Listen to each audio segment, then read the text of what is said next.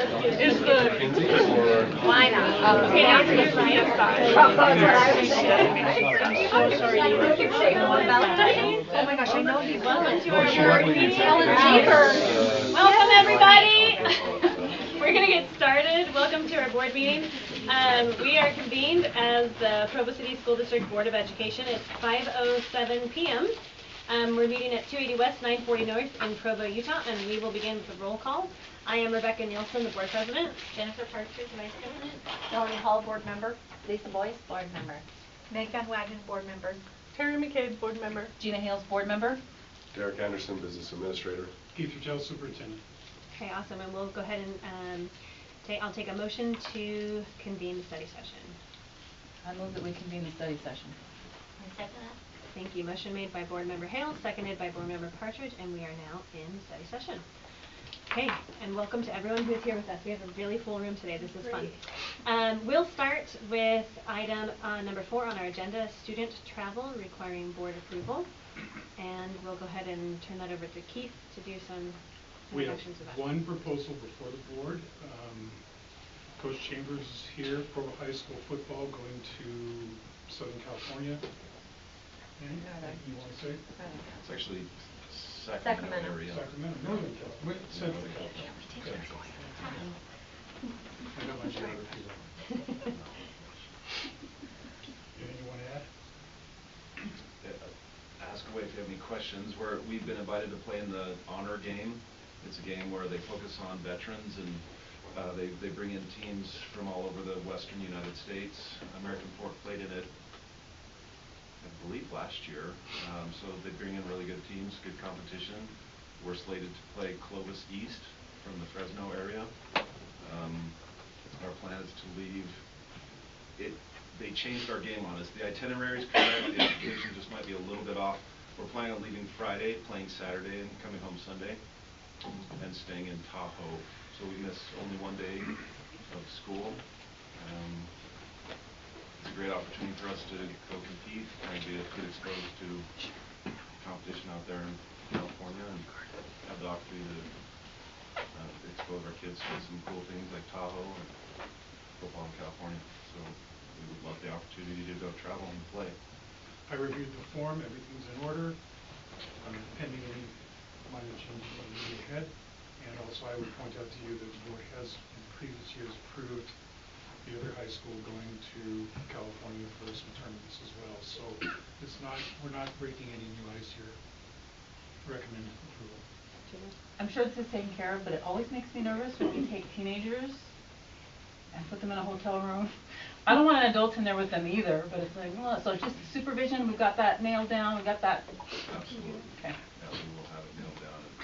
And we'll be happy to send them home if they're not. We'll figure out a way to. I don't know if we'll make them walk. Yeah. Probably not. Probably not walk. Ride a bike. We'll make arrangements of. Yeah, well, we'll have parents come and pick them up. Okay. We haven't had too many discipline issues with our football players. I'm not going to say we're perfect, but they're usually pretty respectful. It should be good. Thank you. So my question is this on top of the fees that the kids are already asked, or is this part of the fee schedule? Derek, did you know that? Sorry, what was that? Is this part of the fee schedule? Does this include it in the? That I don't know, just because it didn't write. I can speak to that. There is a request to increase the football fee by around $250 to $35. That you'll see that adjustment on the proposed fee. So that will include for that trip. Okay. So is that adjusting for next? Is this next year's? Yeah, this is a trip for next Okay, year. all right. That's the one I thought. So, go ahead. Do you have one more Sorry, question? I was going to say, in addition, so if a kid pays the football fee with the additional $200 added to it, are they eligible to travel with the team, or is this just a limited number? We're only going to take 50 varsity kids, and so we won't charge them the fee if they're not going. Obviously, but those who do go, and we're going to provide fundraising opportunities for them through selling of banners. That's primarily the one way that we hope to do that. And then we have our big team fundraiser as well. Actually, no, that goes towards our other stuff. So on the form it said that you've gotten some donations for this trip specifically. Mm-hmm. Yeah. That was actually what my question was concerned on. So you mentioned here the amount 568. Is that what they would pay total if there are no donors or anything earned, or? That's the number we came up with. Just that's the full cost of going, and so with fundraising we can hopefully bring that number down. Yeah. And it's tough to get bids on buses. That's kind of just the best idea. We are going to bus and try and save some money that way. But 580 is on the high end. Like, we won't charge more than that. I don't suspect we'll charge the full amount. We typically have our team fee be higher than what we usually charge. Was it $400 of our $800 that we have room to charge? So I like to think that we run a program pretty efficiently, money-wise, and so this gives us an opportunity to kind of expand that and reach into that and charge families if needs be. But there will be a fee added on for sure. It's an expense to our program. Any other questions? Okay, thank you so much. All right, awesome. Okay, we will go ahead and move to item 5 on our agenda, the RDA presentation, and we'll turn that over to Derek. So, what you've got is Brighton Homes and David Walter from the city coming to present our prior RDA agreement. They're asking an amendment to the original terms because there has been a changeover in the ownership of the property and the plans from when the original agreement was in place. So I'll turn the time over to you. Sure. Take 10 minutes. Sure. Real quickly, I'm David Walter. I haven't had the opportunity to meet all of you yet, and actually I've had the pleasure to be back here for a while, so better get back to doing my job. For a quick background, so several years ago we did a deal that you were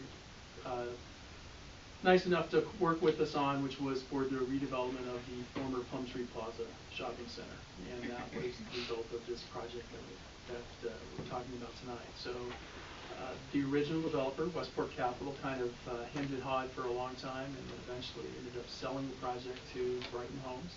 Brighton has picked it up, and they kind of asking for the board to consider restarting the clock, so to speak, on the redevelopment of the tax increment flow. So I'm going to turn the time over to Mr. Sean Ford here from Brighton Homes, and then if you have any questions, we'll be happy to answer. Great. Yeah, thank you. Do we have the presentation we can put up on the TV? Can you put that up? It's in the executive content of that. Okay. So then I can kind of walk you through what our plan is on the site. So, but thanks for letting us come in and take some of your time. I'll try and move through it quick. It looks like you got a pretty full agenda tonight, so I'll do my best not to be the reason to keep you from your families. But I wanted to kind of walk you through what we've got going on here.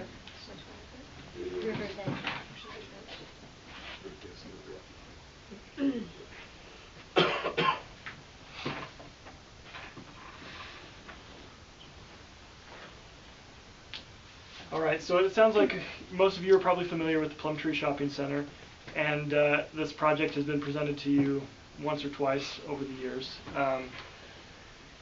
This property that we acquired in 2021 is 28 acres where the Shopco, the Dollar Theater, and the grocery store used to be. Let's go on to the next slide here.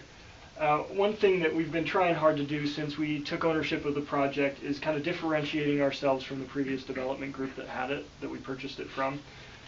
Because the property was fenced off and closed down back in 2016 and has sat that way until we closed on it in March of 2021. And it's that timeline that we want to differentiate ourselves and make sure that we're not seen as someone who's sitting on a property. We really want to make this project move forward, and we want it to be successful. So again, we closed on it in March 2021, and then if you wouldn't mind going to the next slide. 2 weeks later, we had Mayor Kafusi in the excavator taking a swipe at the Shopco building, and took the first steps at tearing it down and starting to make our mark on Provo. We took ownership of the project at a difficult time in the market, and which brings us to this meeting. But We have big ambitions to make this project pretty exciting for Provo, and hopefully some of you have been through there recently and seen the progress that we've made. In the last 6 months, a lot of progress has been made because you've seen the project go vertical. If you can go to the next slide here. So this is the condition of the property when we purchased it. The previous developer tore down about half the structures back in 2017. They were planning on getting started. Things kind of fell apart on their end. It's kind of a long story, and they ended up changing their plan, which is why it ended up sitting. So for those of you who were here when Dixon Homes came and presented with this, I think Dix referred to it as the worst possible condition. Half demolished and half vacant. So no one could really tell what was going on. So it was nice for Brighton to be able to come in and at least demolish everything and get it cleaned up. Yeah, we like to move fast for the sake of our investors and the cities that we partner with. So if you scroll to the next slide here, for those who haven't been by recently, this was the property as it sat in January of 2023, so just a month ago. You can see it's changed quite a bit. Most of the time that we've owned it, we spent putting the backbone infrastructure into the project, which took quite a while, given material and delays and things like that. But we've got all of our new utilities in, and we've started construction on every facet of the project. I know a lot of times you'll see developers will come in and they'll start with just the residential, and then you will see the commercial sit there for a long time. But we've started buildings in every aspect of the project. If you want to go to the next slide, thank you. So this is the site plan. I want to get you guys familiar with where we're at and where we're headed. So we've got, the way we see it, we have 3 different aspects of the project. We have the Towns at River's Edge, which is a 3-story townhome type project. It's more of like a 3-bedroom type product. We've also got the Lofts at River's Edge, which is 247 stacked flats project that's heavy on a 1-bedroom. Our market study showed that 1-bedrooms were kind of light in the area, probably because of the student population here. And then the third aspect we've got is the commercial. So within the commercial, we've been slowly working our way through the different pads and have had lots of negotiations with different people. The one that we're most excited about, and one I think David and the city are most excited about, is Kiln, who we see as our anchor tenant. That building is well underway. We expect to have the doors open in September. And for those of you who aren't familiar with Kiln, they are a co-working office group that has offices in Salt Lake, Lehigh, Park City. Similar to WeWork, but more focused on a tech startup industry. One of the big reasons that ourselves as well as Provo City are so excited about this is that it's such a draw for startup businesses, and brings that, and the hope is that we'll bring some of that tech startup energy back to the heart of Provo where we hope to see it. So they've got a number of different spaces there, and they rent them out, and they're working on a partnership with BYU that they're trying to work out, where they can partner with the business school and help them with business startup ideas and do workshops and things like that. And if that's something the school district is interested in, we can open up a conversation with them about that as well. Along with that, we've got Paul Mitchell Hare School I think they're supposed to be receiving their certificate of occupancy this month, so that one's underway. These 2 buildings here are underway for food users. And this one down here is an office building where we are actually building an office for Brighton Homes. All right, let's move on to the next slide here. A lot of this information I've kind of already touched on. Again, just showing the timeline and where we're moving. But we'll go on to the next slide. So one thing that we want to emphasize is that we see Provo City as a partner. We've really enjoyed working with Provo City. I've developed a lot of good relationships with different people at the city, and quite enjoy working here. We would love to stay as a partner with Provo City going forward, which is why we're here. and coming up with this ask is we've hit some hurdles with primarily respecting the commercial side of the project that we're asking for some help in overcoming. But we believe in Provo. We believe that Provo is the economic heart of Utah County, despite what those Lehigh people try and make you think. So we want to do our best to help that maintain. I myself moved to Provo. I've got kids in the school district now. I'm excited to be a part of it, and again, we're moving our office here and hoping to make a permanent presence here in Provo. So the difficulties that we've had, I'm sure everyone in this room is familiar with those difficulties, especially since you guys are in the construction business. You're always building new schools, and I'm sure you've seen your budgets go through the roof as we have. So we took ownership at a kind of a challenging time, around the time that the construction market started to change. And how that's impacted us primarily is in the commercial. We've had, the way that the commercial leases typically work is we'll sign a lease with a group that at a certain rent rate, then we spend a few months designing the building, then we bid it and start building it, which is the way it would work in any normal market. It doesn't work super well when construction costs over those 4 months go up 20%, and it makes your returns kind of hard. So let's go on to the next slide here. So yeah, and then on top of that, we'll have interest rates and makes our perm financing, and so we're having some trouble with our investors and keeping them on board for the future buildings. As I've said, we've got a lot of momentum going, but we want to keep that momentum going and finish building out the center and have a complete, well-integrated product there that looks good for everyone in the city and the community that's going to be coming together there. So the TIF agreement, yeah, here's some costs. These costs are just some of the overruns, and I'm sure you'll see this in line with what you guys experience on your buildings. We've got some, obviously construction costs have gone up. We have costs associated with our interest rates going up as well.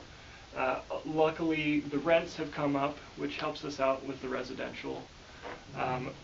The commercial, unfortunately, hasn't seen that momentum. The commercial has struggled through COVID, not because people weren't using it, but because they were having a hard time finding employees, which I'm sure the school district has experienced as well. So let's go to the next slide. So what we're requesting. So as David mentioned, the previous agreement was negotiated under the previous developer who had a different plan for the site. And they had the clock starting pretty early. I believe it started in 2021.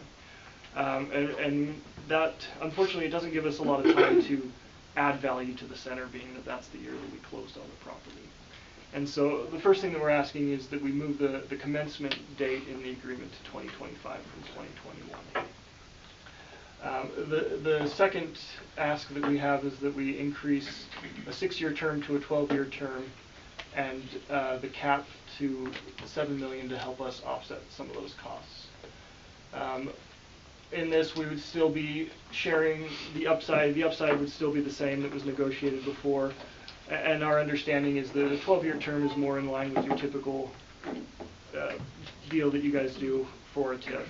And so that's where we're hoping to be. The $7 million number comes from the costs associated with the previous slide, if you want some more detail. And I'm happy to answer some questions on that. But in summary, we're just looking for help from the city to help our investors get more comfortable. It also helps us with the banks when we're going to start the next building. If we can't show that on the last building that we're making money, it's hard to sell it to the banks or our investors on the future project, which tends to force our hand more towards selling pads to different one-off builders, which we would prefer to keep it in with Brighton to keep a cohesive look in the community and to have more control and keep that momentum going, because a lot of times when you sell the pads, they'll sit and they'll change hands a lot of times.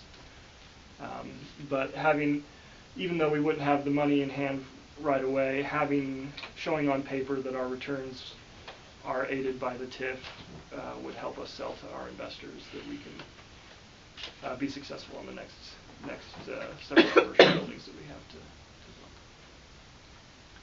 build. Questions from the board? So are these housing going to be renters or owners? They'll be rented. I've got some questions about all of these requests and whatnot.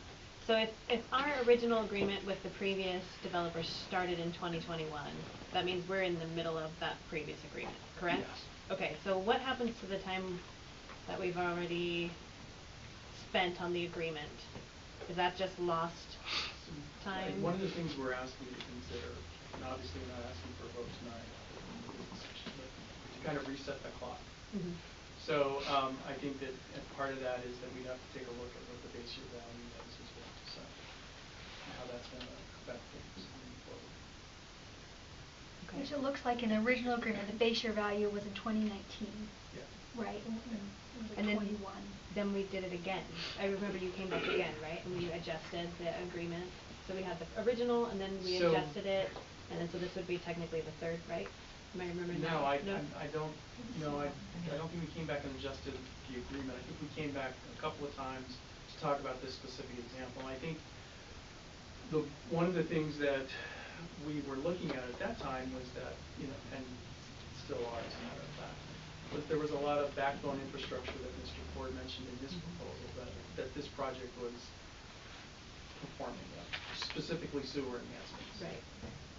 So I think what we came back as a compromise then is that we kind of narrowed the time frame for the school district. We looked at the city, take a full 12 years, but we looked at, I believe it was like 6 years or 1.6 million was the cutoff. Right. In Okay. the interlocals. So what we'd we're be asking you to do is kind of take a look at and consider adjusting both of those. Okay. So instead of so it was 1.6, now we're Correct. going to 7, and instead of 6 years to 12, right? Yes. That's the request. Okay. And then I guess I would need to hear from Derek, because I know we have a cap on how much we can put into RDAs and whatnot. So where would that put us in regards to everything we have on the docket, and So let me. how much room we would have left? We have we're under our cap. I actually sent it to Dave. A while ago. It was within the last 6 months, that percentage. Right. And I think we were like around 2%. Yeah, I want to be respectful of the board's time because I do know you have a full agenda, but I would, love to come back and give a formal presentation about where we are, because we've had several project areas that have ended. So those have come off the consideration for your cap space. But I just mentioned that now. I'll get together with Mr. Anderson and Superintendent Reitel and get on an agenda to come back and make a more formal presentation. We're half of our max. Okay, we're at half. My question is, we have other RDAs Correct. right now. Have any of those changed hands? Not So they're the same developers?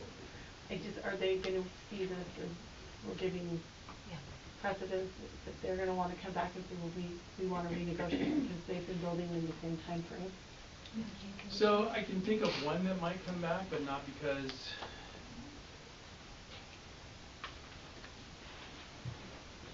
everybody else is going to stay pretty much the same. So right now you have 5 different project areas, one of which is for Duncan Aviation, and they're not going to change. One is for the Central Business District, and that's going to stay in place. One that might not even get used at all, but you agreed to do one for Qualtrics, and I don't know if they're going to pursue their office expansion, because that all happened before COVID, and now, Mr. Smith has other options. So I don't know. I haven't had the opportunity, and like I said, I want to be respectful. I want to answer your questions, and I would love to come back and give you the time that you deserve tonight. I don't want to. My big question I have is, in the presentation, one of the key pieces or metrics you're talking about is that the interest rates are rising, and so it's impacting your essentially profitability. Can you help me understand? Because typically, from my understanding, is you're issuing your financing or debt to move forward with a project like what we've done with our big projects here. So that financing is locked in place with the rates, and so you'd be able to essentially know your profitability other than the escalation costs. And so that's the one piece that I'm confused about in terms of the interest rates. Are they variable loans? Are they different tranches that you have to, either you're issuing as the project progresses? Help me understand that, because that part doesn't make sense to me. Okay, yeah, so we always start off with a construction loan.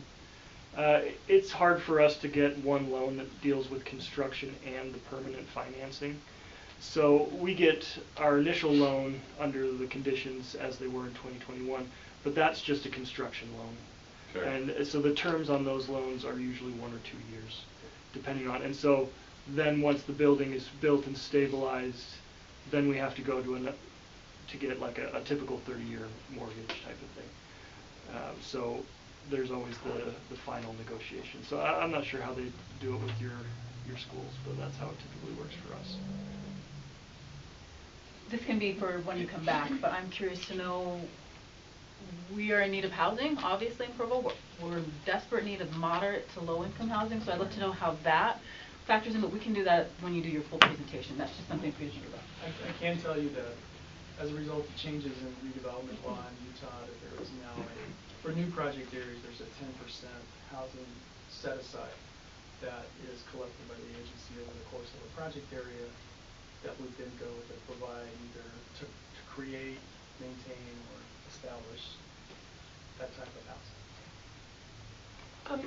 I had a question. When did you give this presentation to the city council? We haven't met with the city. Oh, okay. When do you anticipate having the housing full? So our first building in the townhomes, we're expecting our certificate of occupancy next week.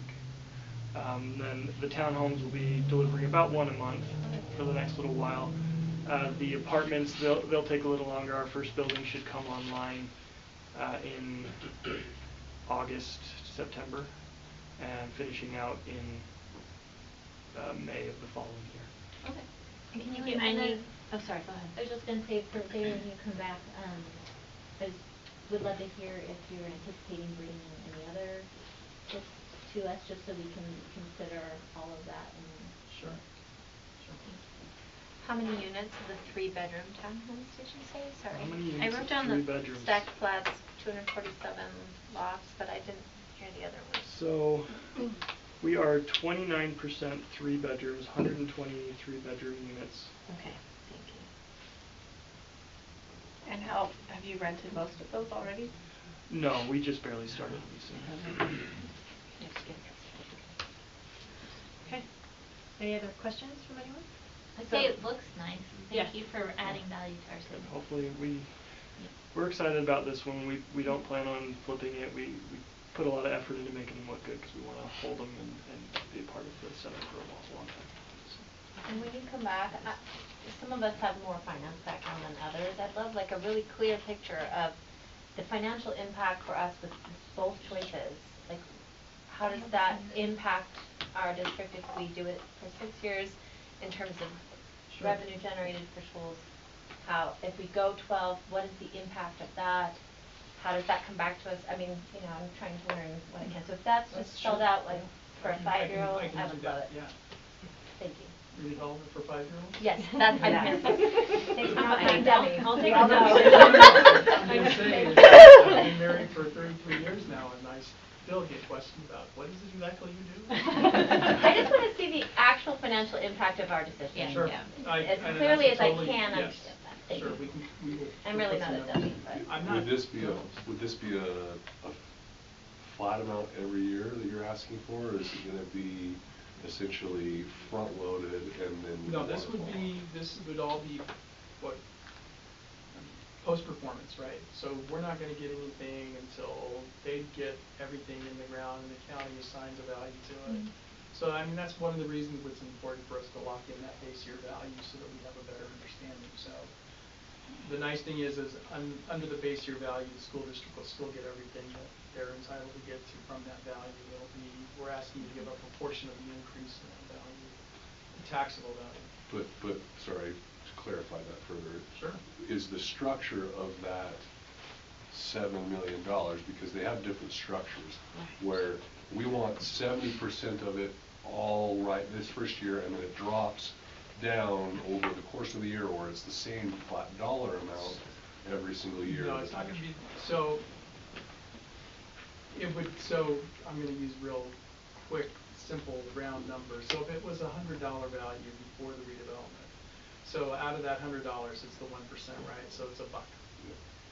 Now the value goes up to, say, $100,000, just to be weird about it. But that the same tax rate, right? It's 1% of the 100,000, so now it's $1,000. So now that $999 difference, we're asking you to give up a portion of what you would get from that difference in value. Yeah. So out of the 1,000, if I say you get 2/3, that's 67. Okay, so that's the structure of it there. Right. Essentially, is Right. that it would So be we're asking you potentially to give up 70% of the $67 that you would have gotten for the $100,000 value For a certain amount of time. for a certain amount of time. And at the end of that time, then you get the whole value. So, but I'll try to put together a graph that shows that and some numbers that can reflect that. So I'll work with President Nelson and Mr. Anderson, Superintendent Reitel, to get back on your calendar. Sounds good. Thank you so much. Thank you. Thank you. Okay. We're gonna go a little bit out of order here, and we're gonna go down to number 8, and then we'll go back to 6 and 7 in just a minute. So we'll head down to item 8, school fees. And Derek, I assume you're gonna introduce that. Yep, I Okay. can do that. So what you have before you is the school fees schedule for next year. Okay, this is by statute we have to have 2 readings, 2 approvals by the end of March. Okay, so this is the first reading that we're doing. We'll approve it, essentially signaling that, hey, this is the first round of approval. Go out for public comment. Public will have their opportunity to That's comment. why I was surprised to see it on the business agenda, because I thought it had to be on. Yeah, that it's not. We're not ready to approve it today. Yeah, right? that's why I. Well, so here's the You thing. have to is approve the first. we have to approve it as a first draft, first reading, okay? Okay. Then, even though that there may be adjustments that need to be done between now and next month, 100% okay to do that. It doesn't have to be perfect set in stone now, no changes approved again a second time. So this is essentially first reading, approve it. We can ask questions, we can tear it apart and say, we want to get rid of all fees.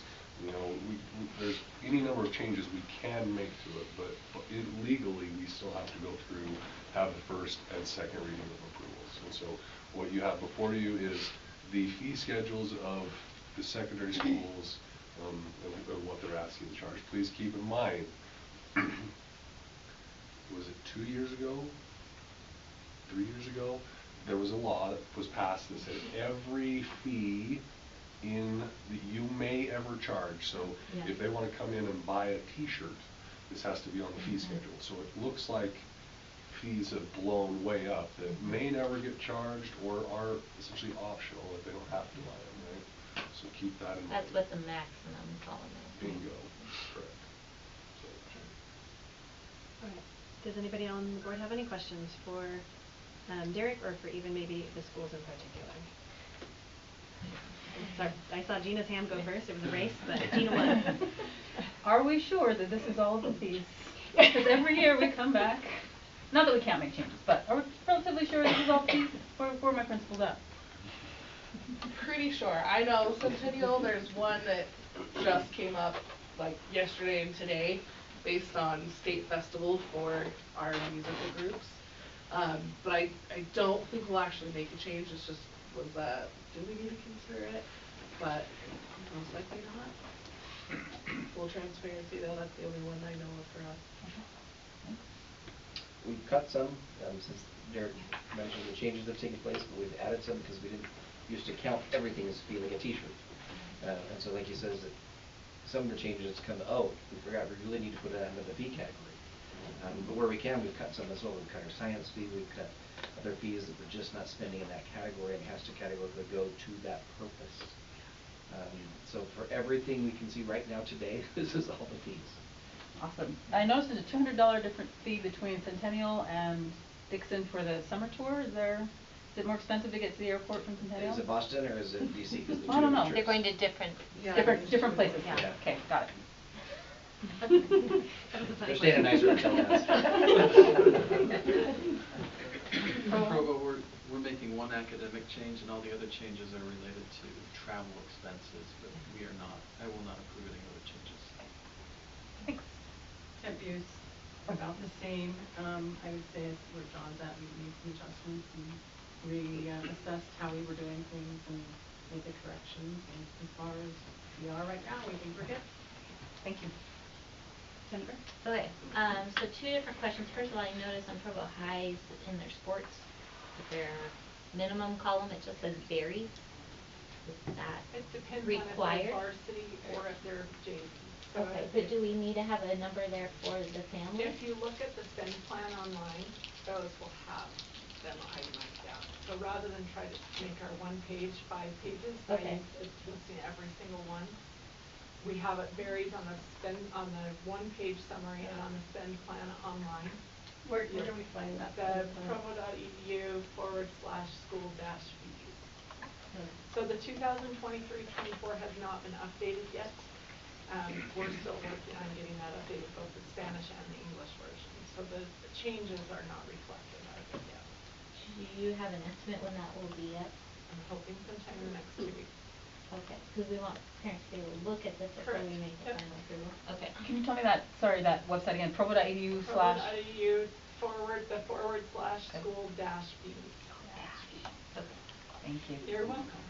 Okay, and then my other question is either for Todd or our high schools. I'm noticing some pretty big discrepancies between some of the fees for similar groups between the two schools. I'm wondering, does one school help pay for some of the program costs, or is just one school not good at keeping their costs better in line? Like, how could we maybe make those a little more similar to each other? One of the things that we talked Nobody about. wants to answer that. Here's something that we just talked about in council, okay? One of the things that we're talking about doing next year in council is having the secondary groups come together, discuss the fees as a group, see what can be put in alignment, and then we bring it to council, have council review it, ask questions, then bring it to the board for approval. And so that way there's some more deliberate conversation, trying to see what can be aligned so that they're essentially equitable across the two schools. Jennifer, I will add that we've already scheduled a meeting between the two high schools and the CTE director within the next week. I can't remember the exact date. Okay. Simply to go through and look at the differences and understand the rationale for the difference. Yeah. And Okay. with I think getting to what Derek is saying about trying to find some common ground between them. Right. I'm not trying to suggest that they should be exactly even, but I think it's important to have them be in the same ballpark, because that really does affect families, and especially our students who are on that line where they don't qualify to get it for free for the fee waiver, and that can be a hardship. And so whatever we can do to keep them as low as possible would be, I would like to see that. Thank you. Jennifer, there is variability between programs in each school, and most of it is centered around the number of activities they'll participate in, the number of events, and the travel associated with that. And so, as you look at it, you'll see the biggest disparities are in the extracurricular activities, and it's usually the charge to go down to a competition in St. George, or perhaps they come to the board and pursue an out-of-state trip as well. Okay. And I have a question. Go ahead first, and I'll let Dr. Well, I was just going to say, first of all, thank you for doing all the work to try to keep up on all of this, because I know just trying to track fees for anything, it's a ton of work. So thank you for doing that and for giving us this information to look at. I saw so many fees coming down at schools, and I just heard you kind of explain how you were doing that. I love seeing that. And I do recognize that there are differences in programs, and so, if you've got a ballroom dance team that's going to a competition, you wouldn't say you can't afford to do that just because another school's program isn't making, you know what I mean? Like, I feel a little concerned about trying to fit, it has to be exactly the same, but reasonable, right? So thanks. I guess my one question is just to understand these, like, the maximum numbers, some of them are pretty high for some of these activities, and I'm wondering, is that because you might travel or you might have a competition for something? I'm looking at something like, you know, $1,800 for Latinos in Action. I'm thinking, are you going to a conference? Or just, I'm just trying to understand, because some of those, like Student Gov at Centennial, up to 540 from 100. Do you know what I mean? Are those for conferences, or can we kind of understand a little bit about some of the increases that look bigger than I would think? And this goes back to Gina's question of, are we going to see more fees approved during the year? So the idea that they have is total transparency for parents, which some of the things that they're requiring aren't necessarily as transparent as I think they want them to be, but it's everything that could happen. So is that for Mock sure? trial team wins and you go to blah blah blah. Okay. So if Latinos in Action decides they want to go to the National Latinos in Action Conference, that is approved to be charged if they decide to go. Okay. So it's the difference between the required and the maximum. Like Science Bowl, is that high because if you win and you win and you win? Correct. Okay. Yep. Well, Thank you. The other thing we talked about in council was that for these ones that have large differences, essentially just having a type up really quick to say, hey, look, this one is Y, this one's 5 times more, or whatever. Because you don't want a parent to be like, we'll never be able to hit that high number, so you don't get to participate. Do you know what I'm saying? So that any info you can give out to a parent looking at a fee schedule and adding up their kids and their different activities, I think is helpful. And the other piece of that is fundraising. All fundraising that is going to be done or could be done has to be included. Okay. So a lot of times it's a little bit less transparent of what a parent's going to have to pay, Just because we have to add anything that could be raised for that activity. Right. Okay. Thank you. You're welcome. Okay, so I have 2 questions. With the new law that went back, if a student can't pay, school has to pay for it. Have we seen that the schools had to pay a lot out? Yes. Has been a significant expense for us in several of our programs.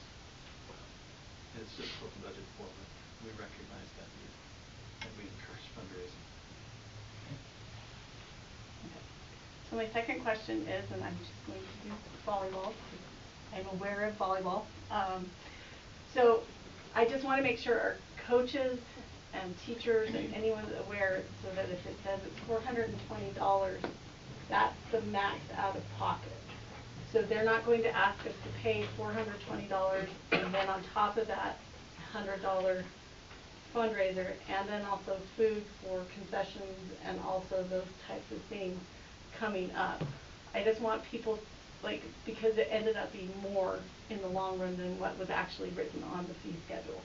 So all the schools are aware that that total number includes everything, even though if they come to us and say you need to pay the $420, is there a refund that comes back to the parents if there was fundraising that took place? That is supposed to happen. So there's 2 options that a lot of the programs will use, and I've met with one of the schools and all of the principals to go through exactly your concerns. So if it's a small amount, they are welcome to put on their disclosure document that any leftover less than the dollar amount will be used for the program to decrease fees in the future, or the fees that you fundraise, that will be returned to you if a parent pays it. That's what's supposed to happen. But if the 420 is their minimum, but it's $1,670 for their max, then it depends on what is actually being charged. Okay.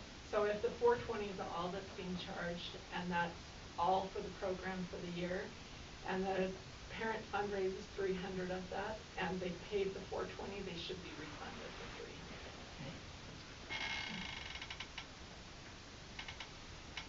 Okay. Any other questions from anyone on the board? Okay. Thank you. Thank you. Everyone who's been here and was able to answer our questions. All right. Okay, let's go ahead and move back to item number 6 on our agenda, and we'll hear from Derek with a construction update. Okay. I'm going to try to go through this to keep us on schedule as fast as possible. Alright, so here's the kind of the construction update for this month. Everything at this point is moving along great for the most part on these projects. If you could go to the next slide. Or hit that button right there. Just hit that button. There you go. Perfect. And you can hit the next one. And then that should be a video that will allow you to click on it and play. Yes. So this is temp view. As you can see, we've got the roof. It's completed right here over the academic wing. This over here is the media center and kind of where the hallway is going to be from the auditorium in the front of the building. But you can see here they're working on essentially sealing it up and starting to get things in there. The ramp right here, the concrete's been poured, that's finished.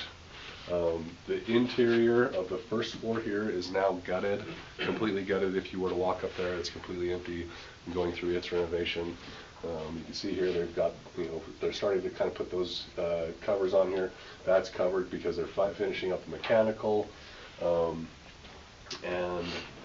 Essentially here they're working on this now roof and connecting essentially the existing building to the new academic wing. So this right here is the last section that they're estimating to be completed right before school starts. Okay. And they still feel that they're on time to start school? They're still saying they're going to make it on this project. Okay. So I'm happy about that, but it's going to be close. And am I right that on time is like the day before school starts? Yeah, pretty much. If I were a teacher trying to think about that. Yep, so they are, as of right now, they're saying that they're still going to meet the start of the school year. They had to do a big meeting where they brought in all the scheduling to see what they could accelerate to try to get the schedule to move forward. That's 2023-24? Correct. This fall. So my question is, in that new part where the ceiling is, or the roof's on right now, is the second floor flooring? I believe it's finished. I haven't heard anything, Okay. an update on it yet. So Right. I absolutely can get an update on it and get back. But they had to fix it and they were going to eat 100% of the cost. So. Since we're short on time, I just want to bring up something maybe we can talk about later. I'd love to hear if there are any plans on some of the remaining parts of the school that are not looking so hot right now. And I know we haven't done anything because of the construction, but just kind of what are the plans to kind of clean up some of that once this is done? Perfect. Thank you. Yeah. Oh, I've got a question about Timothy too. Well, kind of related and unrelated, but totally related. I just want to know how you feel Chad has been doing, Great. managing this. I've really enjoyed the Navigate, Chad, their team. They are getting things moving forward. They're helping bring some of the parties together to get them to communicate. They're catching some billing errors that have been made. Like the other day, they brought a bill forward that had been submitted that had, it was like $5,000 twice that was billed for the same item, right? So they're doing their job and they're doing great. So I'm very happy with them. And on that subject, are they communicating for the district with Timview and So making sure that they're having regular communication? They have a meeting weekly with Okay. MOMI up there to Great. help facilitate the communication between the construction and the school. Okay, thanks. Okay, let's go to the next one. Shoreline. Okay, so this is Shoreline as of, I believe it was the 2nd of this month. As you can see here, this was back when it was not too far after it snowed. This is that, the lower area where the wetlands used to be that we got cleared. This is essentially a bunch of roofing and trusses that they've got all lined out. You can see the walls are starting to come up, right? So now the walls are starting to come up, it's going to start going quick, okay? Over here, this property owner, we actually just finished signing the property deed, because here's what happened is this road right here that's getting built, 890 South. 890 South, we are paying 100% of essentially that construction, right? And the problem with where the road is and what needed to be. Essentially what we had to do was take some land from a property owner, but then give them land back, right? And so just to make this whole thing work, you know, we had to redraw some boundaries with the property owners. It's all done and over with. Those are over. It was tiny. We're talking 1,000 square feet is what we were taking. They got 2,000 square feet back, right? So it wasn't like it was a significant amount. The other thing that we had to do was we're having to connect those homes essentially to the sewer side, the sewer system, okay? But as you can see here, they're starting to move east, right, with the building. And I actually think this area is poured now as of today, okay? The sewer district's paying that or city? District. Yeah, so we had to put in that entire line. So now there's a piece of it, okay? So on the back end over here, where it goes through our property, the city is paying for that, okay? We have an agreement. I sat down with the city literally last week, finalizing and buttoning up the final details. They've been given off to our attorney to get that finalized agreement drafted, and then we are going to go sit down together. So you have to access the land, right? Yeah. So what we're doing is essentially saying, hey, look, this is on that is where the road is. Yeah, over here. So over here, farther this direction, right here, about right in here, there's going to be another storm drain line that goes through our property. So because we're allowing them to do that, it allowed us to get rid of a detention pond on our property to allow you more usable space. But as part of that, we are going to essentially say the road that comes to our property, if the event that there's any problems with this storm drain line, city, you own all the problems. Okay, so it will at least take us off of the ownership of any problems. Bingo. Okay. Were we aware of needing to those sewer lines to these homes before the project? Yep. Was it included in the cost? That and the sort of the 59 million or whatever it was included? Correct. Okay, anybody have any more questions about shoreline? Okay, let's go to Wasatch. Wasatch, there's not going to be, the next slide there's not much. I mean, in reality, we can pause right there and just leave it. We'll fly it, but as you can see here, the walls on the south side of the property are finalizing. They are massive. They are ginormous. So big. Yes, I think it's, yeah. We're getting a lot of calls about them. Yeah, because they were just close to that property. But they are working on essentially building this out. One of the things that they're doing right here, you see all of this? This is work that we did not think they're going to do. It is actually making the ground more stable underneath the building. And normally that's an upgrade. And so this is actually a benefit to us, that what they're doing is they're over digging to then rebuild and compact it out at the 95%. And we thought they were going to like not do that stuff? Well, so there's different levels. So okay, and this is essentially the next level that they're doing. So we thought that they were taking one level less. Okay. And that is okay per building codes, perfectly Sure, fine. okay. But what they've gone and done is essentially they've taken it to the next level and not charged us for it, that we thought would have been a charge. Okay. So this right here is essentially what you can see is they're cutting for the walls on that northeast corner right here. And that's kind of, we got still a lot of dirt work, as you can see. I actually just had a meeting today. The messaging is we're still going to hit the start of the school year on that one next year. Not this upcoming year, but correct. But it's like the skin of our teeth, where it's right there. It's going to be kind of a temp U high schedule thing. So. And shoreline will be 24, 25 too? Correct. Okay. Any other questions? Okay. Okay, awesome. Thank you, Derek. And now it's also your turn. Is this a large purchase request? Large purchase request. The litany of them? Okay. All right, so what you got is, I believe, 6 large purchase requests. Let me pull up them so I can speak to them. So one of them is the temp U boiler replacement. Okay, so we're asking to replace temp U boiler. This is not part of the construction project. This is coming out of different funds. much was anticipated? This is the state funds for capital, okay? The state handed out $2 million in capital funding, or 1.8, okay, that we could use. This is essentially for these types of things. This boiler has been on its last leg. It's a perfect time to do it, with the school being under construction and essentially the money that was unplanned to come here. So that was the kind of decision. Is this the first time the boiler's been changed since 1978? Correct. And I'm not surprised it cost that much. Well, we got our money's worth out of it. Yes, we did. Yes, we did. So as part of this, the next one is the generators for Westridge and Canyon Crest. Is the same pot of money the state, is given out on these critical needs for HVAC, boilers, things like that. These generators, are they backup generators? Or? Correct. Okay. Does every school have backup generators?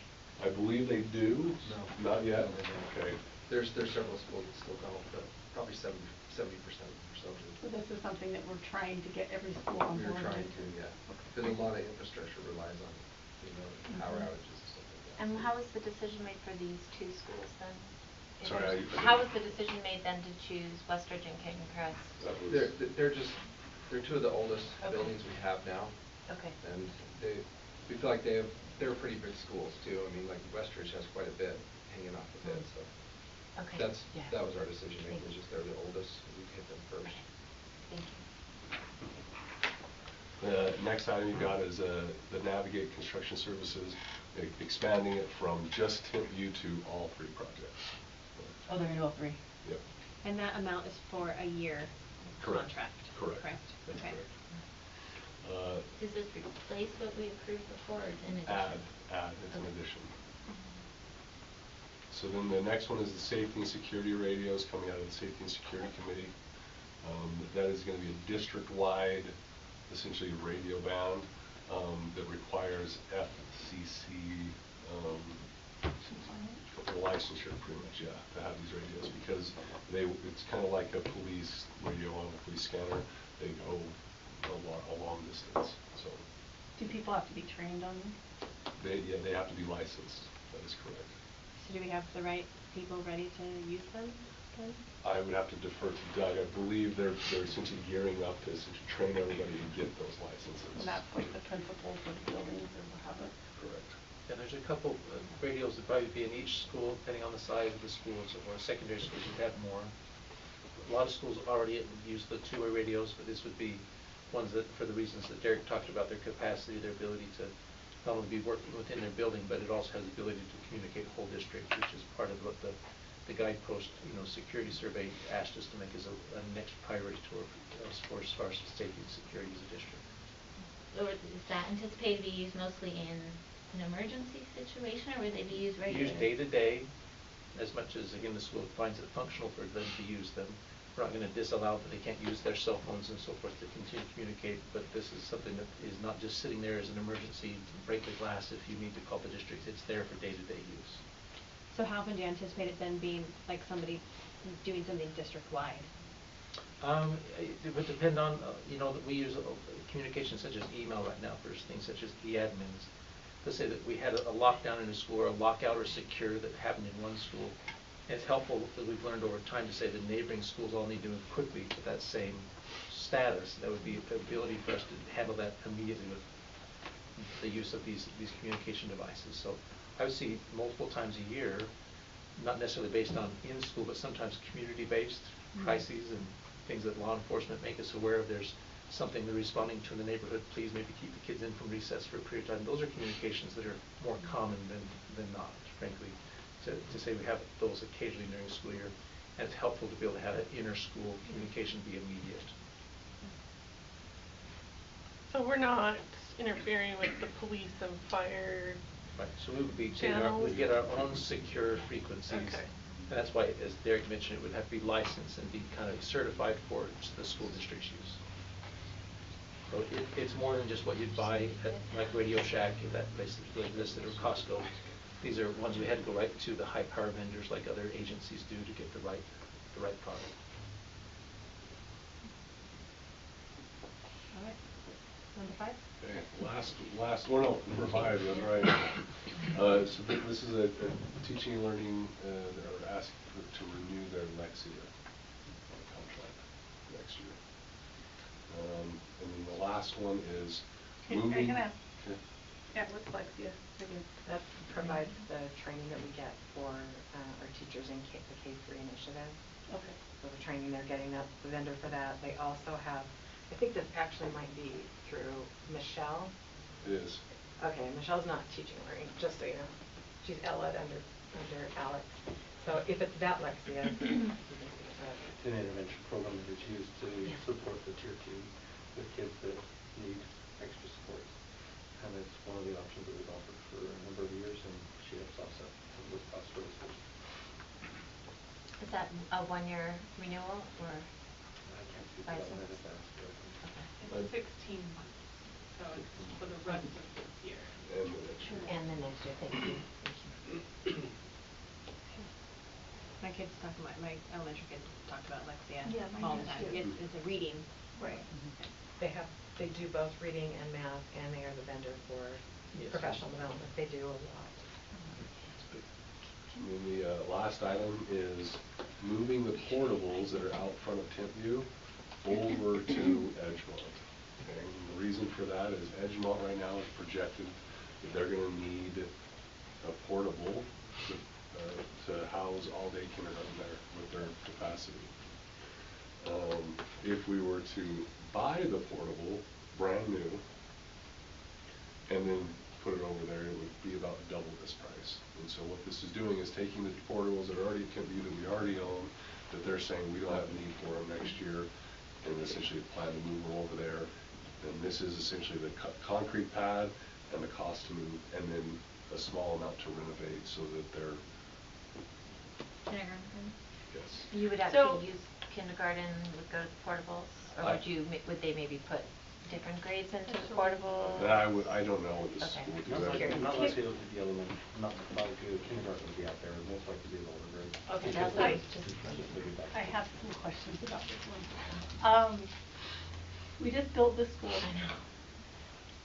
We're gonna be talking about small schools and capacity coming up in just a little bit. But having sat on the safety committee meetings for a long time, and we're trying to have secure buildings, I have a hard time adding extra classrooms that are not gonna be secure with the building when it's a brand new building. There's other things inside that building that could move. They have great things, like the space lab could become a classroom if needed. We have this problem, we've talked about this with the first one, with Westridge, having all those portables outside in Westridge. Why are we doing this? We talked about other options, we talked about, I threw out a handful of options. Why not move some of them, those grades over to Canyon Crest and bus them back over, right? Things like that. Ultimately, a lot of those things that we talked about are system changes that just don't, between now and the start of the year, it's not a lot of time to really. We're not moving just one classroom. This is 4 classrooms that are going over there, and anytime you add space, it will get used. Correct. So Well, and once you get used to it, it's hard for us to get say, rid of it. hey, you gotta back And down. now it's all of a sudden, it's no longer a safe campus again. And that was, we talked about a couple different options, and ultimately the route that came forward was that this would have been the quickest way to ensure that there was a space. Because if we don't move forward essentially right now on this, and we try to wait and see what we can come up with, if there are no options that really come up in the next few months, then we will have missed the window to move it and build this over there. Well, and so we How can much be of a very. window do we mean? So the construction lead times. Right now is we got to pour a concrete pad to put this on, and that's a big piece of this lead time. You have to pull power to it and all kinds of other infrastructure. Correct. Because you have to pull So we can be very prescriptive and say, make it work, but it will, and save this money. and this is a lease. We own this one. We own Yeah, this one. But then, and so the concrete pad we poured at Edgemont. Correct. So even later, we're like, oh, we don't need this portable. I mean, yeah, it's there. Yeah, I have a lot of questions. is there? If we waited a month and worked on things for a month and then. I would, since this is the first time I've heard Yeah. about this, I would like to table this one We and have some more conversation about this one, because I have a lot of questions that came up with it. And the reason why it came forward so quickly is because based off of the conversation I had here, and then reaching out to our maintenance department to figure out how long it would take to move this, and they went and rushed to get all the quotes and estimates, they brought it to me essentially last week and said, if we don't get it approved now, we're not going to make that window for next year. So that's why it's coming up. I can just offer a little bit of context. Part of this conversation was generated from my office watching what's going on with legislative funding regarding full-day kindergarten, right? And I was the school principal at Edgemont when it was built. I was part of the programming. It's a very efficient building. We utilize almost every space, and some of them are for some enrichment and art and music. There's a lot of great things that go on there with their STEAM program, as well as their French immersion program. It's a school that has a lot of people who are very proud of the great things they've done, and it's one of our most stable schools as far as enrollment right now. The programming did not have at that time the mindset that we would be offering full-day kindergarten. So there are only 2 kindergarten suites there that are utilized pretty much full-time. So if we go to the idea of having full-day kindergarten offered across the district, we've had to take this look at capacity and say which of our buildings might not have the space to do it. And we looked campus by campus by campus. And as Derek alluded to, in council we identified this is the one campus that's operating so efficiently it would require us to probably shut down programs, as you alluded to, Melanie, that we'd have to say at the expense of maybe having a space lab or having a dedicated music room. Perhaps we could do this, and so we began to propose what are other solutions that get us the capacity to offer full-day kindergarten if this gets funded. We've had such a great appeal in our schools this year for offering full-day kindergarten in all of our buildings this year. We know that the minute we've got opportunity to have funding to support that from the state legislature or locally, we'll have the demand for it. We just don't want Edgemont to be on the outside looking in and saying, all the district schools got full-day kindergarten except for Edgemont. So it was a bit of an equity piece of driving that discussion we had at the council level. So that's the background behind the conversation as we've been watching recent legislature initiatives related to full-day kindergarten, and knowing we certainly support and big believers in that being a great thing for kids. Well, in terms of, I am willing to table this only because, even if it means we miss a window, because if we have to roll it out over time and one school doesn't have it necessarily, I'd rather make sure we're making the wisest decision, because so many past decisions have been made around the commitment to safe schools, and I feel like we keep hearing about things that we have to hurry and vote on or decide on, and I know I'm new, but I would like some time to actually look at our enrollment at other schools. I mean, maybe it means someone has to go to a neighborhood school for full-day kindergarten for a year while we think this through and make sure we're really making the best decision with a long-term view, like strategically, instead of just quickly solving this problem. I guess that's what I just don't feel sure about. Well, my question is like Rebecca said, once we've given them the space, it's hard to take it away because we use it. When was the last time a portable was actually taken away from a school? Last year. Where? It was Steve Canfield pulled it. I remember. Centennial Middle School. But didn't they get new ones? No. But their enrollment went down. Yeah. But it is unusual. Right, that's what I'm just saying. This is a permanent structure. And we're putting in expensive safety measures to scan people in, but then we've got a portable over here, but we've invested in this. So I just want to make sure we're strategically aligned with how we make this choice. Who's over Edgemont directly? Is that you? Oh, board member? Sorry, sorry. And you. I meant board member, You, because you're the one that's going to field questions, and if you're the one pushing for this, then... But that's what I'm saying. This is the first time I've heard about it. And so Sorry, I meant pushing to no, table it. Yeah, I'm not saying that Nick can't go forward with it, but I would like to have some more time to, I mean, can we wait, flush it out? Is it also being kind of pushed forward because we need a place for these portables?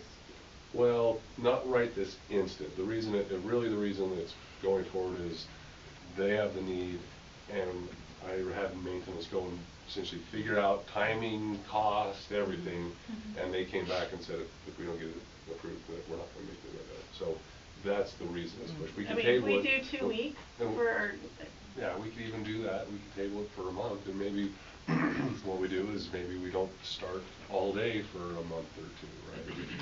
We don't have to start it right on day one. So there are different options, so. Yeah, I think with what you're saying, Teresa, like looking district-wide too, right? Like where we've got all these 13 elementary schools and how it all plays into one another. Just what you want to do, take a look at the Yeah. numbers. Yep. Okay. Okay. Right. Oops, I just So lost we my. won't vote on that one in the business meeting. Will we need to take a vote to actually table it, or can we just say we're going to table it? You just say table it. Okay, perfect. All right, item number 9, school start times. We want to have a follow-up to the discussion we had last board meeting, and so. So, Todd, I've asked to be here as a resource. You folks are the ones who heard the presentation and did not really get a lot of time to discuss it. So if you have questions or if you need some kind of initiation talk, you do that, but really this is your time to discuss it. When I shared this on social media, this was like, I've never seen any more input on this one. People care about this issue. People have been commenting to me, asking Yeah. for it. So really, we're bringing this back because we didn't really get a chance to discuss next steps. Lisa brought that up, and so we've added it to the agenda. So does anybody have, or maybe Lisa, since you brought this agenda item forward, maybe you want to start the conversation, but we're looking for next steps. Is this something we want to get back into? We had Todd's presentation, we kind of know what the determination is every time we seem to study it. Do we want to I think the nevertheless? one thing that was missing was input from the public. Input from parents and students. So I think my suggestion would be, we have a lot going on right now, and this is a good thing to look at, but I don't think this is the right time to look at it. We need to hire a new superintendent, take care of some other maybe more pressing needs. And then when it is time to look at it, I agree, we need community input, because I heard Meg just say, she had people like, yes, we should do it. And yet I also heard people say, don't you dare have my elementary kids start that soon. And it's going to be a very passionate issue, and we're going to need to come to a consensus as a community of what sacrifices we want to make or don't want to make, right? And so I don't think that's right now is the right time to do that. I did have a question. If we were going to make changes for the 23-24 school year, when do we need to make a decision by as a board? Yesterday. The timing would be depending on what you feel the community will accept. I mean, in theory, you could do it the day before, but you wouldn't have to do that. We did have think, COVID. I think the earliest We're capable. we should be looking at implementing this is 24-25. Yeah. Because we don't, I agree with, like, this is pressing, we need to do it. If we make a change. Right, We sorry. don't know. Well, I mean, yeah, so if we were to make a change, I think 24-25 would be the earliest, just because there's so many pieces, we do need to get community input, and I have had just as many people saying, let's change it, and then when I say, okay, so which of the options, they're like, we just want to change, I'm like, okay, so the option where the kindergartners are standing in the dark, or walking to school in the dark, or, and then there's crickets, right? And so I think we need to have a good conversation about this with the public, and then I will do whatever we feel is necessary, but if you add anything else to my plate, I'm gonna melt and cry in the corner. I can't do anything. Can I ask, I just found out about this today, there was like a committee that studied this. Michelle Wiggins was talking about it. That's what Todd Todd talked reported about. on. Did you say, sorry, you said that in your, part of your presentation. Yes. That's right. So the committee started in 2016, and there was a follow-up committee in 2021, 20. So we had a follow-up about 5 years later. And it sounds like the committee's decision was, it's not, the trade-offs of the later start time aren't worth the sacrifices on the other end. There wasn't enough, because this was going to be such a systems change. Sure. It was going to impact everyone, that we needed more input from the community, as you've been talking Oh, about. okay. And so we stopped at that point. I would like to just say then, what I'm hearing here is this is a conversation we need to continue. We need to engage stakeholders in this conversation. The fact that we've just engaged stakeholders and they're presently engaged in another conversation means maybe what we do is be really clear though and say, we're gonna have this conversation. We'd like to wait, hire a superintendent, and have this conversation, which for the sake of transparency means we won't make this change in the fall of 2023. Or, like, this will be a decision pushed out. But then let's let people know, when are we gonna have this conversation? Because I feel like there's always a fire burning. Yeah. So since 2016 till now, let's do it. Let's have the conversation. Let's get people's input. Let's make some I have a decisions. comment on that. Put it on the agenda for the September retreat. Okay. Okay. Does that sound good? But I think before that retreat, I would love to survey people and ask them. I don't think we need to But talk we may again. not be ready that Right, soon so- after making some of these other changes. Can I Yeah. insert a comment here? As you guys know, I've been interviewing board members and trying to get your top 5 list of things we're interested in, and pretty soon here, I'm gonna bring that list. Yeah. And it's gonna be like 35 items long, right? To a board meeting, and we're gonna have a discussion where we're gonna prioritize what order we're gonna have these conversations in, because we can't even get it done even when I'm president. I mean, there's this, with everything that's coming at me from these interviews. So I would be happy to put that on the list, and we can prioritize and maybe put some time frames onto some of these things that we all want to accomplish. And maybe before we commit to a time to discuss it, maybe we go through that list and make that choice then. And then also be very careful to make sure people know it's in draft form, because like you say, things change and, right? But I do wanna take the time to prioritize our goals and what we wanna do, and so we can add that and then maybe get a better idea of when. So we don't have any next steps except to wait. To wait and decide when we're going to have a Probably conversation. talk through a process. And speaking as the old guy in the room, I would tell you that if you are seriously going to consider both boundary changes and a change in school start time, that could, and I'm saying for the public, this is an if, okay? This is not a guarantee, but if the board were to choose to address those 2 issues, doing both of them at once could really stress out a lot of the people in the public, a lot. So you've got to be careful about how much system change you take on all at once. It goes back to lots and high priority. Right. And I'm just gonna say, the wise person in the room, you're not Yes. the old guy in the room. I am the old guy. The wise person in the room. Experience. Experience. Yeah. All right. For Todd, I public have a record. question for you. Thank you. Back in 2016, did you survey the district to see how they felt about Title change? No. We didn't go So beyond, it was we just didn't go a small beyond the committee. community. So 2016, when we put a pause on it, the agreement was to watch other districts that were going through it. Park City at that time was going through it about the same time we were, and so we wanted to learn from their experience. So that was our agreement at that point. Park City turned around and basically shelved the whole proposal and didn't implement it all. We brought it back up 2019 or 2020 again, and we came to the spot where, realizing that this was could potentially be divisive in the community, pitting different parts of the community against each other in terms of their needs, we needed to gather that community input. We have not gone to the rest of the district, however.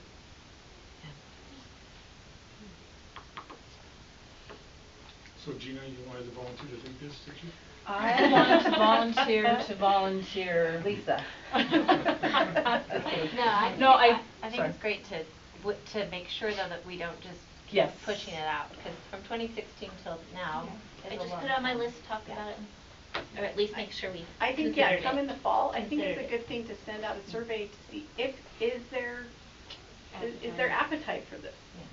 Like, we may see that it's all over the board and we don't have a clear direction anyway. We're prepared to move forward once the board has decided its priorities and wants to engage in this. So we're prepared whenever you're ready. So could we say maybe do you have an idea of when you have plenty on your plate, I get it, but do you have an idea of when you might have the priority, or at least so we can have the priorities discussion? I think we could easily do it at the retreat in March. The retreat's that agenda's already getting quite full, but I think we could have that. It's a retreat, we can take 20 hours if we want. I make a motion to call a work meeting. That's right, all-day work meeting. This is a non-voting meeting, Gina, sorry. Okay. maybe we can even plan on talking about it further when we try to prioritize and aim for. At least that'll give people, so when we report back, say, we're gonna talk about this in our priorities list in March. So hang on until March and then we'll take a look at the priorities. I think is that kind of what you're looking for? Yeah. We just need to, some steps. direction. Yeah, absolutely. Okay, everybody feel good about that? Okay, great. I'm gonna go ahead and skip, not skip, I'm gonna come back to number 10. We may have to do that one in the business meeting because we're running short on time, but I want the student board representative item on the agenda to be heard in this meeting, and we have lots of guests here to help with that. So we're gonna go ahead and move down to number 11. And people out there, I don't know if they're here with you guys. Todd, would you mind, or someone checking, just some people with kids walked in. I'm not sure if they're here with someone else that wants to see. Are you guys expecting anyone to come? We're expecting a few people. Okay. Hold up. so I guess maybe I should have asked if they were ready. But who, Gina, are you heading this up? Is Todd? Who should I Todd would be the one to, okay. and I just sent him out in the hallway. Right, so okay. I can do this. Are you guys ready? Yeah. We are ready. Super excited to be here. No, okay, no, they're Todd, we're gonna go ahead and sit. Okay, so it's you and the students and Gina, and we're ready to hear about this. Do we have anything you want to say beforehand, or? Just that it's been a real pleasure to work with these young people. They have a lot of great ideas. They work really diligently to put together this proposal for the board. Thank you. So I'm anxious to get it. Appreciate your kind. So I told you you have a clicker, but your clickers go like this to Bonnie. Okay. And she'll change it. Perfect. And tell me where you want to start. Just our first slide. So Yes. is that this? Yes, correct. Okay. And tell Awesome. me where the slide is down here, right? Sorry. There you go. Yeah. Okay. Perfect. Okay. Introduce yourself. Yes. Tell everyone what your name is. Can I say a quote? Oh, so we were going to start with a quote and then introduce. Okay, so, go for it. Yeah. The practice of democracy it's not passed down through the gene pool. It must be taught and learned anew by each generation of citizens. Hey board members, my name is Milan Venegas. I'm a student at Provo High. I'm a sophomore currently, and I'm super happy to be with you today. And I'm Melissa Zabala, and I'm currently a senior at Tameview High School. So we're here to talk with you about what is a student board member and why our district needs one. So let's answer the first question. What even is a student board member? So a student board member is essentially a person that will be serving on the board as a non-voting member, and they will be representing us, the students. And they will be there to voice student opinion and ideas and stuff like that. A conversation I know you just had, school start times. I think it would be really good to have student input on that and see what they think when you figure out priorities if you're going to go through with that and all that stuff. So, A student board member will be president in student involvement in government. They will serve as an example of what a student can bring to the table when one's given a seat. I believe that all students we live in all places where decisions are made, but especially where decisions are made in education. okay, so let's talk about some benefits that students are going to have. So obviously this person would work as a liaison. They would have, student board member will be communicating with the board and the students. So you would have a nice little connection there where you can be like, oh, what do we think about this? Can you go ask the students? And they can go figure that out. So they're able to talk to the community and they are able to voice student opinions, which is so great. And obviously on top of it, we have representation. So we're going to have some nice diversity. Here's some new voices that you probably weren't considering originally. So, yeah. In our district, there's 13,612 students. That includes 13 elementary schools, 2 middle schools, and 3 high schools. In each board meeting, the school board members make decisions that affect day-to-day lives of the students. And we want to have a school representative to make the board members hear what the students' experiences are and how they impact us. So we started petitioning and we went around to all the schools and we had a petition going around that add a student board member. We actually have these petitions right here, so I'll just pass them down. At Provo High, I was able to get 239 students to sign my petition. It honestly was such a great experience speaking with all the students about this. Many of them expressed how great this is and how they think this would be amazing. I also got the chance to speak during, in the current issue classes that Ms. Stubbs has about this issue and why this is important. So I got to speak to my peers about this, and overall, everyone was excited and saw how this is important. I agree with you, Milani. It was a really great experience. I gathered, with the help of the Provo Youth Council, 427 student signatures from the students in Timio High. I talked to teachers. Some teachers were involved. They have the petitions in their classrooms. And I have some friends walking around the hallways with the petitions. People asking, what is this? We want this to happen. Okay, so this is a quote from the National School Board Association that we thought was impactful and good. So one way to nurture oh my gosh, I can't talk right now, I'm so sorry. Democratic citizenship is to engage students in governing process of local school boards. Next slide, please. For the civic impact, there's 495 public school districts that only have 14 of those, the 14% of those, have school board members. And well, that doesn't only brings diversity to the table, but brings a way for students to connect to the school board, which is the goal. Yeah, and that 14% is ever growing. That number comes from 2021, I believe. So they haven't conducted one for 2022 yet.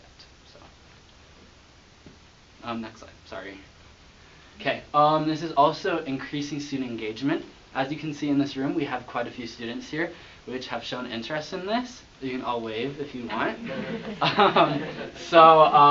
Yeah, it obviously is correcting a direct connection, because all these students are here, and there's some watching at home as well, saying that this is important to them, and it engages us into valuing our education and the opportunity to make our voices heard from all of y'all. So, yeah.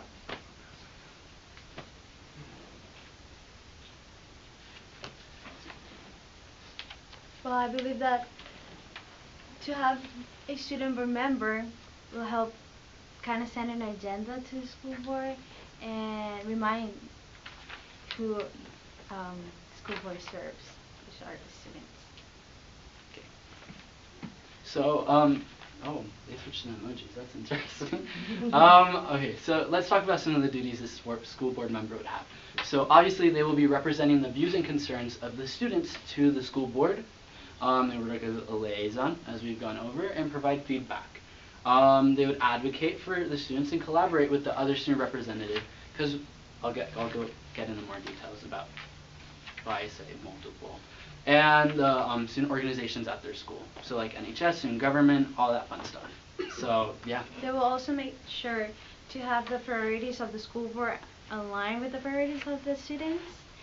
And they will represent the concerns and viewpoints of the students, collaborate with other student organizations, and communicate what's happening in these kind of meetings to the student body in the following student government classes. Okay, so let's talk about eligibility. So obviously there's going to be a GPA requirement, which is going to be a 2.0 GPA with no F's or I's when applying in office and while in office. When applying and while in office, this would be for the preceding term though. So let's talk about who's going to get picked as well. So current sophomores and juniors will be applying, so rising juniors and seniors. And this is going to be boundary based. So we're going to have the Provo High boundary. There's going to be one representative from over there and one from the Timpview boundary to represent both sides of Provo. And if you go the Independence, for example, you just apply via the boundary that you're at. So if I go to Independence and I live in the Provo boundary, I'll just apply through that boundary. And this person obviously needs to be committed. This is really important, and this person needs sufficient time to attend these meetings and fulfill their responsibilities. For the selection process, the application will be due by April 1st, and we'll be wanting to start this for next year, for class of 2024. The petitions will include 45 signatures of the students and letters of recommendations. We recommend to have 2 letters from a coach, an employer, a teacher, anyone that is not a non-family position. Then after that, they will give a proof of eligibility of what Milan just talked about. Yeah, and there's more proof of eligibility on the proposal document if you want to view that. So. Actually, the final candidates will be given a speech of 2 minutes to the school board, and the 2 school board members will be selected within the boundaries of either Teamview High School and the boundaries within Provo High School. Just for some clarification, so the final candidates, you will be choosing the final candidates. You would be going through the applications and deciding. And they would be giving the speeches, and you'll be the ones listening to them. Okay, next slide. I think you're on. Well, Lydia Maid, she is currently the Salt Lake City School Board member. She quotes, "Students have another avenue they can go to with questions, concerns, or issues." And she's a big example of what it is, education in our lives, and how it's the key to success. These are some out-of-state board members that we wanted to highlight. This is Tyler Okeke. He was the student board member in Los Angeles Unified School District. And when he was questioned about this, he stated that he thinks it's important that have students there that help center the agenda of the board and kind of remind them who they serve, because the students are the largest and most important stakeholder in district activities. And this is Nasira Hassan. She's the current student board member in Seattle Public School District. And when she was asked, she said, "As an African American Muslim woman, I've experienced many challenges navigating the school system, but with these identities, I feel like it has informed my passion for lifting student voices. I hope that helped change the system to better serve an increasing diverse student body." Oh, click one more time. Okay, so this is a nice little quick little endorsement video of members of our community, so students, teachers, the mayor, the attorney general. We have so many cool people on here. So how long is this? We want to make sure we have enough time for you guys to answer questions. How much? We can keep going. I mean, we can end with this if we need to. So. Okay. Okay. Yeah. So you can just skip over that then. Oh, so, she's saying watch it. Yeah, Yeah. let's go for it. Okay. I think you just click on it. So. Yeah, I tried that. Or just hit enter. Something like that. But I have it up here. Oh. Okay. Perfect. Bonnie's awesome. I know. Thank you.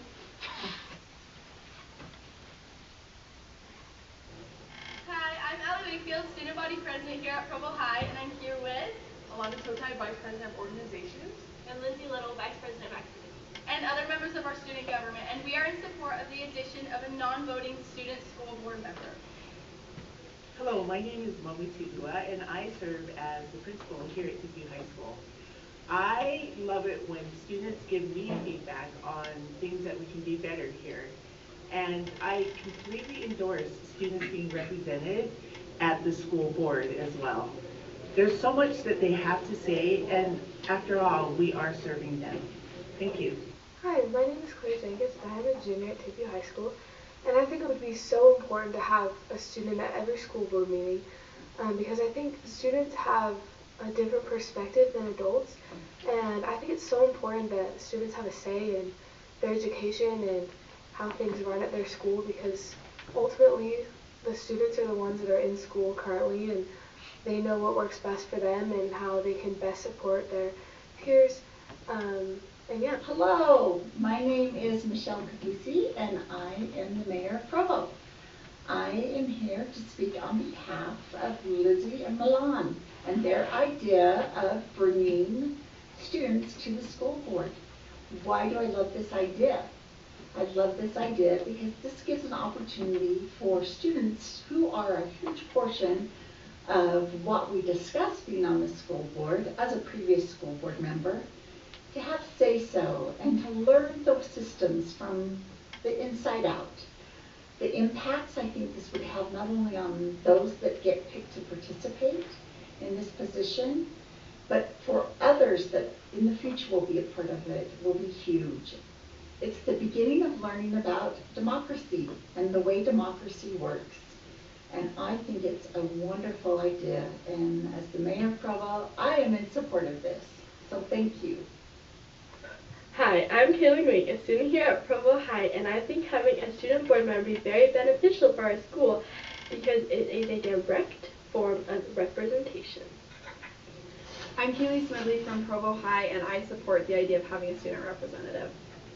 Hi, my name is Tupalo Tuaoni, and I work at Tinker High School. I'm the AVID coordinator for our school. And Lizzie is a new student, and I support her efforts into getting a student rep on the school board, because first I appreciate that she's taking the initiative and being proactive to voice student needs. But then also I really do believe that there should be a student rep or two student reps on the school board in order to really hear what the students need. There's a lot of really big decisions being made on their behalf, but I believe that it's really important to have a student voice on the board, and I really appreciate that she's putting so much effort into getting signatures and making this happen. So, thank you. Hi, I'm Lindsay Doington. I am a freshman at Tempe High School, and I think that we should have a student board member because it helps ensure student representation.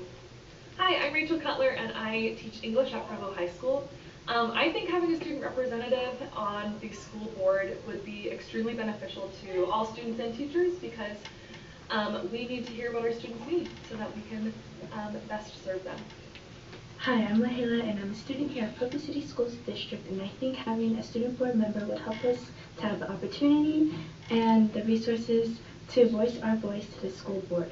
Hi, this is Utah Attorney General Sean Reyes, and I am here to help lend my voice, along with my friend Mayor Michelle Capusi, to the idea of a non-voting student school board member. I think it's a great idea, and I want to commend my friend Milan Venegas for advocating for this and bringing it to you. I would strongly ask your consideration and know that our students need a voice too. Hi, I'm Keita Crow, and I'm a student here at Provo High School. I believe that by adding a student board member, you will be investing in future leaders and hearing the voice of students. I support this action. Hi, I'm Grace Sinclair, and I'm a freshman at Tempe High School, and I think we should have a student board member because it gives students another route where they can go with questions and concerns in relation to the school board. Hi, I'm Jared Seitz, principal here at Provo High School, and I'm happy to support and give my endorsement to this request by these students who are seeking an opportunity to interact with the school board. In our community, there's over 13,000 students and their families, and almost 2,000 here at Provo High alone. And these students really want to have a chance to interact with the school board, to have an influence and have their voices and opinions heard on the things that affect them every single day. Our students are a significant group of stakeholders, and we should spend this time with them. And I hope you'll consider the opportunity to teach them and model for them what representative government looks like here in our community. Hello, my name is Terry Brown, and I'm an English teacher here at Tempe High School. And I just heard about this great idea that was presented to me, and I just wanted to be able to talk about it a little bit. And my feelings are that I think it is a great opportunity for the students, because anytime students want to show more responsibility about their future, especially about their education, I think we not only need to listen to it, but we need to act accordingly. And as a teacher, I'm hoping that it motivates me and inspires me to find new ways to empower these students, and I think this is a great start.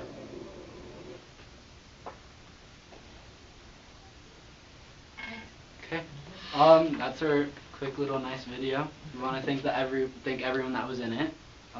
We really appreciate you and you speaking up for us. So we're now going to open up for questions that the board may have.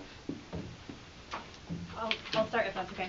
I don't remember seeing this, so maybe you can correct me if it was in there or not, but with the term starting July 1st, right, and going for 1 year, we'd have to be, anyone who applied would have to be a junior or younger, right? We couldn't necessarily have a senior apply because they would be graduating, right? So Yeah. is that specified?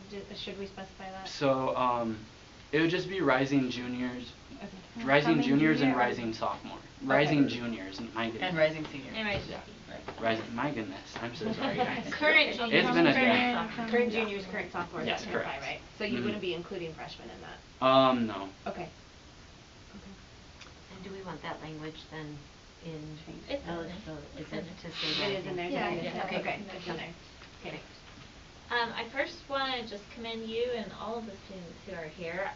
I'm thinking back to my high school. I was a pretty involved student, but I don't think I even knew that there was a board that made decisions. You know, I thought it was all the superintendent and the staff at the school and stuff. So I commend you for being involved and all the work you put into it. I think it's fantastic. My one question is with independence. I understand that you're saying an independent student could be one of the two representatives. Have you thought through how the students can work together to make sure that the voice of the students at Independence is represented if they don't have a student from their school, or vice versa? If one of the Provo High or Timpview is actually an independent student, how can they relay things and get ideas from their boundary school? Well, we're hoping that it's a student from Independence and also from Provo. So in this meeting, kind of meetings, and school board meetings, they will change ideas and kind of meet things. And nowadays we have so many ways, social media and ways that activities or student organizations that will help. And I think it won't be a problem to communicate. But as in answering your question, if one school is left out, that's what you mean. I believe that we can make it work by working by student governments and in school and changing working student together. organizations. So why appointed by the board instead of elected by your student government? During student government elections? So there would technically be like kind of a separation between student government and this position, because we feel like, so in my personal experience, not to call student government out, but I feel like it's honestly kind of a popularity contest. So we would honestly want someone more as like someone that's actually willing and able to represent us on a school board level, compared to someone that was elected because everyone knows them. Can I speak to this as well? Yeah, go ahead. Myself. My name is Alexia Jackson, and I am the co-founder of an organization called Be the Future, and we're working on sort of getting students or young people more involved in government in general. So we've, over the past 6 months, we've registered like thousands of students to vote and be on the voter rolls, which is really exciting. But basically what we use as a model for this proposal is a piece of legislation that was passed by the Utah legislature in like 2018. And that legislation sort of provides for like an appointed member. So there's not really, we just didn't feel like there was like policy structures that were prepared to have an election by the student government or by the student body as a whole. So that's kind of what we were moving from, is that like already existing legislation in the state. Thank you, Alexa. If I may add in, I'm a student, thank you. But with the 45 signatures that an applicant would have to get, the idea behind that is that they do have some student support, but it's not like the popularity contest that the student government has. And I can say at Timpview, student government is its own like social group. And there are people who don't have any sort of contact with student government that would not be represented necessarily if student government chose the student representative. Thank you, Will. Yeah. So, Sorry, can I ask no, a couple continue. of logistic questions? I have some too. I was going to get to logistics as well. If you don't ask them, Melanie. So my first question is do they participate in USBA and MSBA? It's optional. It's at the board's decision. I'm thinking if we approve this, then our just starting policy committees can be the first policy we work on and make policy and procedure. for it. Okay. And then would they have access to board docs, or would it be just through the public site? We talked about that. Yeah, we talked about that, where they're a non-voting member, and some of the restrictions around confidentiality, that they would not be part of executive council, or executive committee meeting, nor would they have, be privy to that side of board docs. They would have the public side. Okay. I'm going to make a suggestion. Assuming the board approves moving ahead with this tonight, I don't think it should be construed as being that the exact proposal that you've submitted is what is being accepted. There may be a few tweaks here and there. I saw one that kind of jumped off the page at me, and it's maybe a minor thing, but the slide that said the duties of a student board member represent the views and concerns of students to the board. That's a good one, but it's a little limiting, because all board members who are elected are expected not only to represent their own area of town, but also the entire population of the city of Provo. So there's that blend, and this would, if taken to face value, might need to be perceived as being a little more expanded than that. So those are the kind of tweaks that may be needed to really make this function for this district. Just be prepared that there may still be some edits as we go along the road. So could we approve it in a draft form? Or you could approve it in principle. In principle. Yeah. Because I have a couple small edits too that Right. Okay. I have a couple quick things. If I'm ready to approve it tonight, I need to know which board member would be the one to be the mentor. And I'm going to assume it's Gina, because I'll she's take kind it, of yeah, I taking can the take lead. it this first I just want to make sure someone's ready and willing to take on that responsibility before I vote it in, so we don't vote them in and then everyone look at each other and decide, try to figure out who's going to take responsibility. Right, and Nate's not here anymore, we can't just dump everything on him, so. Okay, so I just wanted to make sure we that you were willing to do that before. Yep. Okay, I had one other question on line 1934 of the legislative piece that's on here. A student board member shall receive the same expense allowance granted other board members under section 53G-4-204. So what exactly does that mean? Does that mean there is, when they're talking expenses, are they talking the monthly stipend we get to cover our expenses? Are we talking just like expenses for when we travel to USBA? Like what exactly does that mean? Can you read that? It says a student board member shall receive, what line? 1934, sorry, line 1934. So you got a page 63. Yeah, page 63. Thank you. A student board member shall receive the same expense allowance granted other board members under section 53G-4-204. So expense allowance would be miles if we travel to NSBA or USBA. That's not compensation, so it's just essentially an expense reimbursement. So we are reimbursed for our cellular phones on a monthly basis. Mileage, if there's anybody submits any.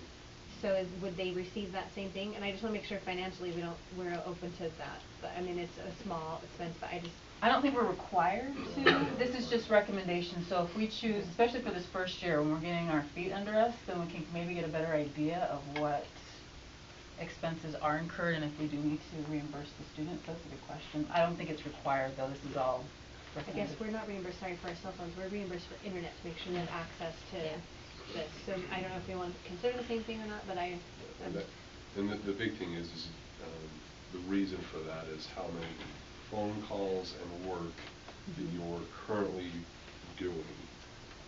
One thing to weigh in, one thing to weigh in is how much of those calls the internet is going to be needed for. So these are all things that absolutely should be weighed and considered, but they don't don't have to be necessarily decided right now. I would say let's take a look at this during this first year. You guys, what do you think of that? We'll just kind of look at it this first year, make sure there's no big expenses being incurred, and if there are, then we can talk to Derek, and Derek's the money man. Yeah, I think that's perfect. Okay, one more question. What happens if, let's say it's Provo High, nobody wants to be the school board rep? We only have one representative from Compute. Is that okay with the student board members? I'm just throwing that out there in the future that maybe nobody applies to want to do it. So only having one school member? So it's, right now we're saying that we want one from at least 2 of Yes. the 3 schools, right? Or 2 from the 3 schools. Let's just say one person, only one school, one person from one school applies. Are we okay with just one school board member? What do you think? Sorry, you want to comment? Talk about that. Okay. I think that at that point, the board might want to reconsider and just appoint someone that hasn't applied or that they know would be willing to, especially since an application could be somewhat lengthy to go through. But I don't anticipate that situation happening necessarily, but if that does happen, the board could look at it if that does. I don't think it would be the worst thing in the world. I think we could find 2, but I think it would be the worst thing in the world to just have one either. Yeah, I agree. Yeah, the city council has a youth council, and they always seem to have 7. And We could also put in some effort to go out and regroup too, you know. I just want to tell you how amazing I think this is. The whole process of getting signatures, of understanding the code and the laws and doing the research you've done, like, the future is so bright in moments like this to see what you're doing. So first I just wanted to thank you for all the time you and others have put into this. Like, I just think it's remarkable. When I was in high school, I actually was my school board rep in California. That's cool. For a year, and I learned a lot about the process of school board. I didn't really know anything and it was a student council thing that was just appointed who would do it, and no one would, and then I would, so I wasn't special. But I'm just saying, like, one thing to be clear is, would you then enroll as part of the student gov process? Like, in terms of how you connect back to the school with this information, I understand you don't want to just pull applicants from an appointed position, but I do want to make sure then that, you know,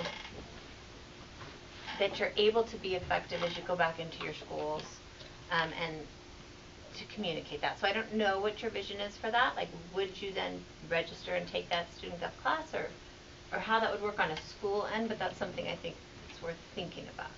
I think it would be beneficial to have the student board member in the class, but I feel like this is a conversation that we can have with the board, as this is not going to be exactly what's going to be passed. Because I feel like there are some benefits, but I also feel like there's some disadvantages as well. So, yeah, pretty much. Because, like, for example, so I'm in student government. We go over, like, we have meetings with admin monthly, so that gets us connected really well with the admin in our school and we end up knowing what's going on, honestly. We also are the ones approving clubs and stuff like that, so we know what's going on with those organizations as well. And yeah, I feel like student government is like a hub for like a bunch of information coming in and stuff like that, so I feel like it could be beneficial, but I also see a small disadvantage as well of putting them in that class. And we discussed that previously, and I believe it was in a previous draft. I think that's something we should talk about. Yeah. Great. Thank you. We are out of time, and so when we go to vote on this, we can open up time for more discussion if we have more questions, and so we may ask you more questions. Okay. You guys sticking around? If you're Yeah, sticking for around. sure. Okay, we may have more questions for you, and maybe a little bit more discussion, but we're going to go ahead and get ready to move into our business meeting. So we'll do items 10, 12, 13, and 14 in the business meeting, and is there a motion to adjourn? I move we adjourn today's session. Okay. All right, I'm going to take 5 minutes at least. And meet us at Very good. And it says all board members except students receive, and that's all it says about students. So we don't have to. No compensation That's or all. expenses. Or expenses even, really? Yeah. Interesting. So this deadline is not very, if we take the proposal and make a lot of that.